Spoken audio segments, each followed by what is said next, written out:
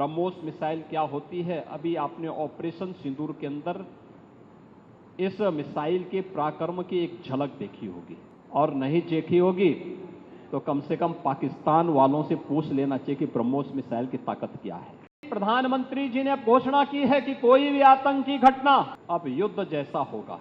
अब समय आ गया है जब इसको कुचलने के लिए हम सबको एक स्वर से प्रधानमंत्री मोदी जी के नेतृत्व में पूरे भारत को, पूरे उत्तर प्रदेश को मिलकर के इस अभियान के साथ जुटना होगा। ब्रह्मोस मिसाइल क्या होती है, अभी आपने ऑपरेशन सिंदूर के अंदर इस मिसाइल के पराक्रम की एक झलक देखी होगी, और नहीं देखी होगी तो कम से कम पाकिस्तान वालों से पूछ लेना चाहिए कि ब्रह्मोस मिसाइल की ताकत क्या है।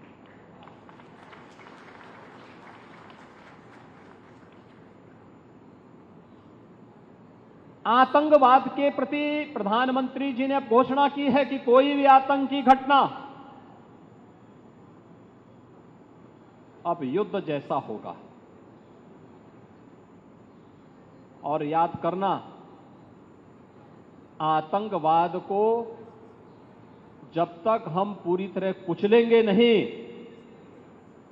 तब तक समस्या का समाधान होगा भी नहीं। अब समय आ गया है जब इसको कुचलने के लिए हम सबको एक स्वर से प्रधानमंत्री मोदी जी के नेतृत्व में पूरे भारत को, पूरे उत्तर प्रदेश को मिलकर के इस अभियान के साथ जुटना होगा।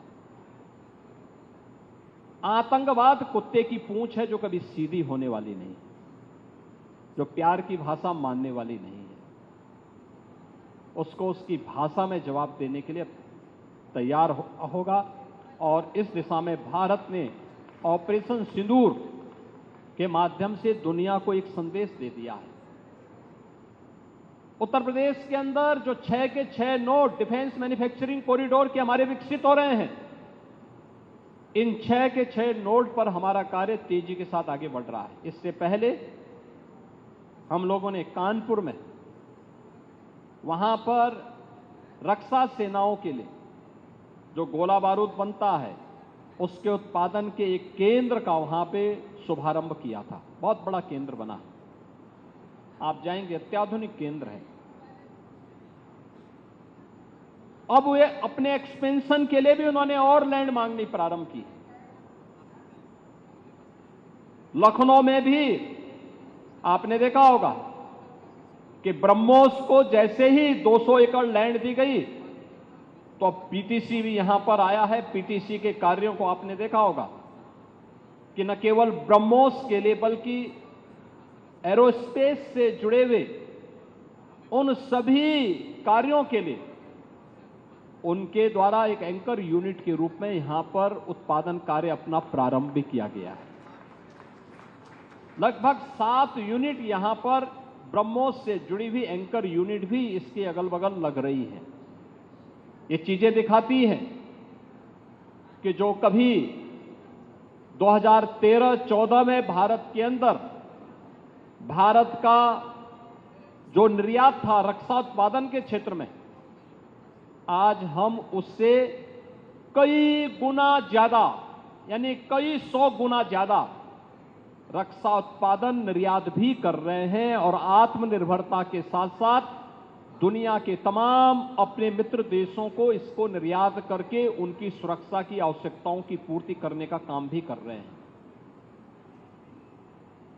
किसी भी स्वावलंबी देश के लिए आवश्यक होता है कि अपनी रक्षा आपूर्ति के लिए वह दुनिया के अन्य देशों पर निर्भर होने की बजाय स्वयं उस लक्ष्य को प्राप्त करे।